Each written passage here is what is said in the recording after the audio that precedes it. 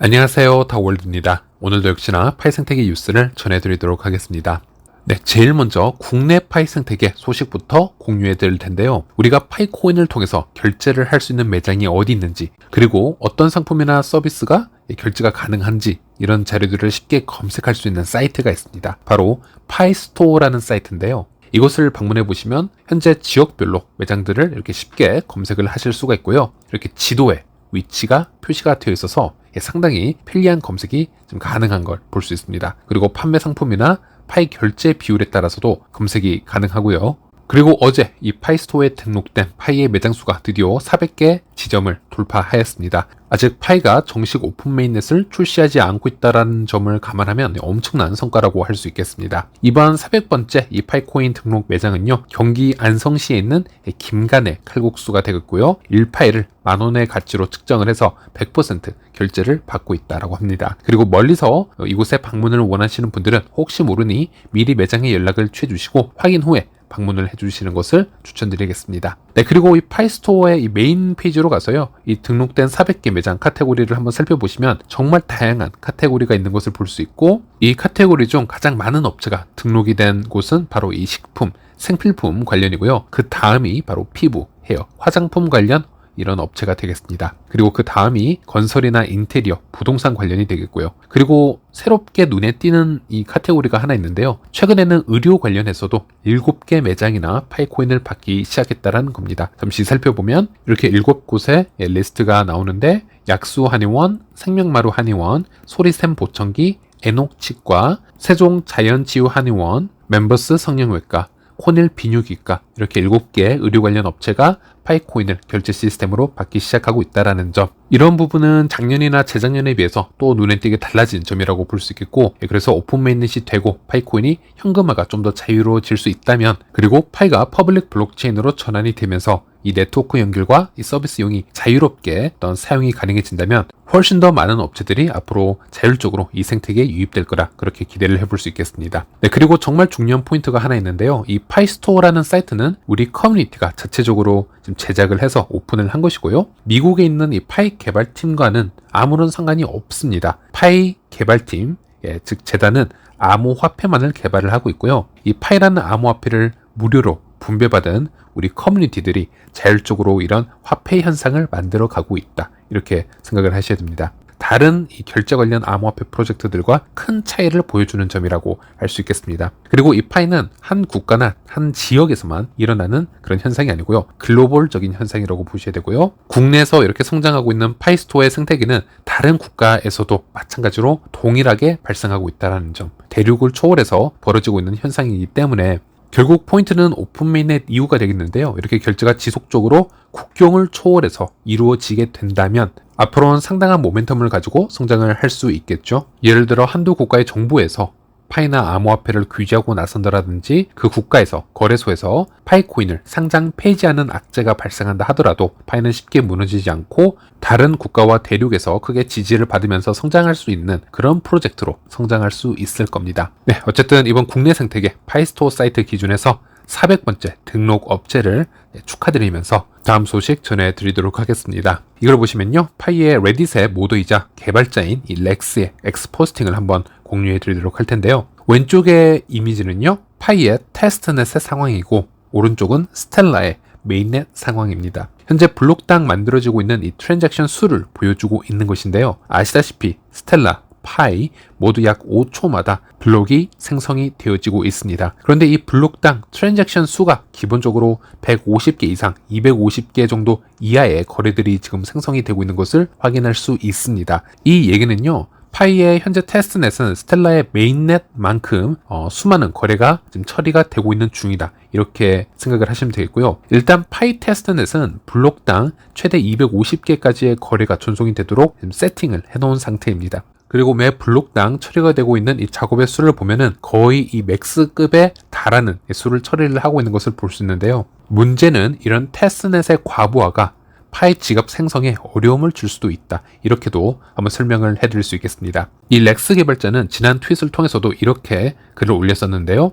분명하게 지갑 생성의 문제는 테스트넷 혼잡 문제의 부작용입니다. 지갑은 처음에는 테스트넷에서 생성이 되고 나중에 마이그레이션 프로세스 중에 메인넷에서 생성되게 됩니다. 유효한 키 쌍이 자동으로 사용 가능한 지갑이 되는 다른 암호화폐들과는 달리 파이 지갑은 네트워크에 특별히 등록이 되어야 합니다. 그래서 지갑 생성 오류가 지속적으로 지금 발생하고 있는 것은 파이 테스트넷의 혼잡도가 이 모든 것에 지금 설명을 해주고 있다. 지금 이런 얘기를 하고 있는 것이고, 이게 쉽게 고쳐질 지금 버그는 아니다. 지금 이런 부분을 좀 설명하고 있는 것입니다. 그리고 코어 팀에서는 이 부분에 대해서 8월까지는 해결을 해보도록 노력을 하겠다. 이렇게 언급을 한 상태였기 때문에 신속하게 해결이 되기를 한번 바라보겠고요. 그리고 또 한 가지 알 수 있는 부분은 파이 테스트넷은 현재 여러 개발자들이 이곳에서 지금 자산을 만들어 보기도 하고요.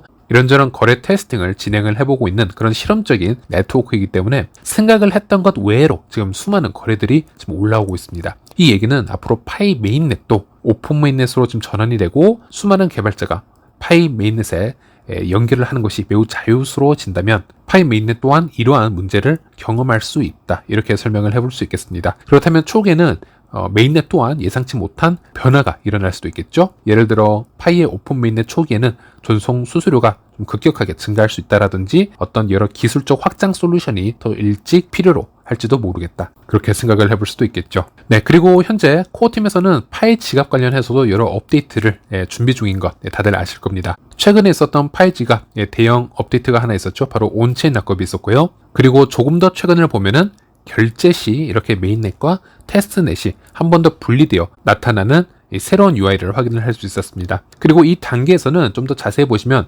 메인넷, 테스트넷 이렇게 분리만 할 것이 아니라 이 파이 지갑에서 토큰 자체를 선택할 수 있는 그런 옵션이 보여지는 것이 아닌가 이렇게 추측을 해볼 수가 있었는데요. 물론 여기에 대해서 어떤 공식적인 언급이 있었던 건 아닙니다. 하지만 이 파이코인 옆에 현재 선택됨이라는 버튼이 있다는 것 자체가 앞으로는 다른 자산도 선택이 가능함을 의미하지 않을까 이렇게 추측을 해볼 수가 있었는데요. 그리고 오늘 새벽에 받은 하나의 새로운 이미지가 있습니다. 이 멜딘이라는 파이 인플루언서는요, 상당히 신뢰할 수 있는 그런 해외 인플루언서라고 보시면 되겠고요. 이 멜딘은 해외 메가모드와도 상당히 가까운 그런 사이라고 보시면 되겠습니다. 그리고 이 파이 지갑 이미지를 공유를 해주면서 이것은 메가모더들이 좀 공유를 해준 이미지라고 합니다. 그래서 파이 지갑에 이런 업데이트가 일어나고 있음을 살짝 공유를 해주었는데, 이미지를 보시면요, 파이 지갑 테스트넷에서 테스트 파이뿐만이 아니고요, 테스트 중인 다른 파이 토큰의 자산도 이렇게 등장을 하는 것을 볼 수 있고, 그리고 이것을 선택을 할 수 있는 것을 확인할 수 있습니다. 그리고 추가로 이에 관해서 캔리님에게 따로 관련 자료를 요청을 해보았는데요. 캔리님 같은 경우는 몇 가지 자료를 공유를 해 주었습니다. 이 텔레그램에서 이 GOTM, 메가모드와 이 인플루언서들의 대화 내용을 공유를 해 주셨는데, GOTM은 이 텔레그램에서 현재 테스트넷에서 여러 토큰 자산이 파이 지갑에서 활발하게 움직이고 있다 이런 얘기를 하고 있고, 여기서 인플루언서 멜드는 상대방의 지갑에 있는 토큰이 어떻게 생성되었는지 궁금해하면서 자신이 만들었거나 다른 사람이 추가했는지 질문을 합니다. 그러자 메가모드인 GOTM은 해당 토큰은 그린 아모라는 초기 사용자가 1년 전에 이 테스트넷 상에서 만들었으며 자신에게 보냈다 이렇게 답변을 하고, 참고로 이 그린 아모라는 개발자는요, 필리핀 커뮤니티 개발자인데 실력이 꽤 뛰어나서 디스코드 등에서 여러 활동을 하고 있다라고 보시면 되겠습니다. 그리고 시니어 챗을 보시면요, GOTM 이 메가모드가 테스트넷에서 다양한 토큰, 코인을 제공을 하고 있다. 테스트용 대체 코인을 원하시는 분은 DM을 주세요. 이런 글을 볼 수 있었고요. 한 유저는 여기에 대해서 글쎄요, 아마도 제 생각에는 현재 모든 것이 테스트에 관한 것이라서 시스템이 원활하게 작동하도록 하는 것이 목적이죠 라는 얘기에, 이 메가모드인 GOTM은 아마도 이를 통해서 파이오니어들이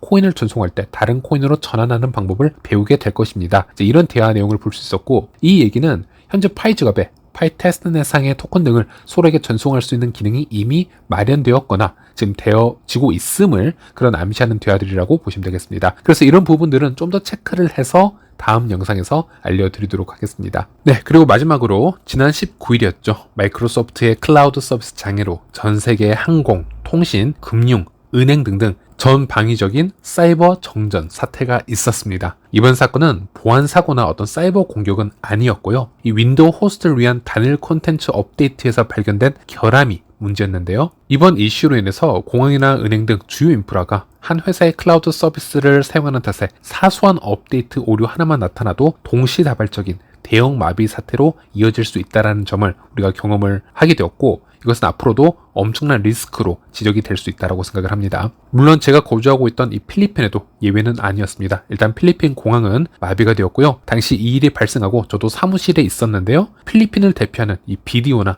BPI 은행에서 여러 송금과 같은 업무 처리를 진행을 할 수가 없었고 저 또한 상당한 불편을 겪을 수밖에 없었습니다. 당연히 이것은 필리핀뿐만이 아니고 전 세계적으로 같은 불편함이 있었을 거라고 보고 있는데요. 이 당시 암호화폐의 가장 친화적인 미 정치인 중 한 명이죠. 미 상원 의원인 신시아 루미스 의원은 본인 트윗을 통해서 이렇게 얘기를 합니다. 사이버 중단 사태의 영향을 받지 않은 통화 형태는 무엇인가? 바로 비트코인이다 라는 트윗을 남겼습니다. 그래서 암호화폐의 분산화된 특성이 글로벌 기술 의존 사회에서 독특한 안정성을 증명하고 있다. 이 부분을 얘기한 것이고 많은 이들은 비트코인, 암호화폐 등이 내재 가치가 없다라고 일축을 하고 있지만 절대 그렇지 않음을 이 신시아 루미스 의원이 다시 한번 내재 가치를 언급을 해준 사례라고 보시면 되겠습니다. 현재는 비트코인이 암호화폐 시장의 선두주자이기 때문에 대장이기 때문에 비트코인만이 주로 언급이 되지만 이더리움이나 이 파이와 같은 신생 암호화폐 프로젝트도 현재 중앙화 시스템이 보여주는 문제점을 충분히 보완을 해가면서 함께 성장을 하면서 중요 자산으로 발전할 수 있다.